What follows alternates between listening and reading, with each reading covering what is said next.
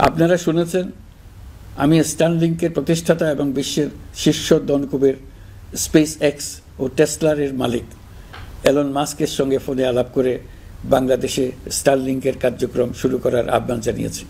সে অনুসারে কোম্পানির প্রতিনিধিরা এখন বাংলাদেশে তাদের কার্যক্রম শুরুর আয়োজন করছে।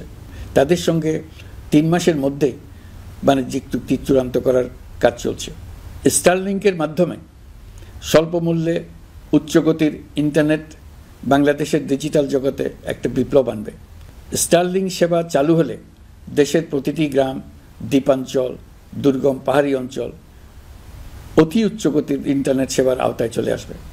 স্টারলিংক চালু হলে ভবিষ্যতে কোনো সরকার ইন্টারনেট সেবা বন্ধ করে মানুষকে আর তথ্যবন্দী করার কোনো সুযোগ পাবে না।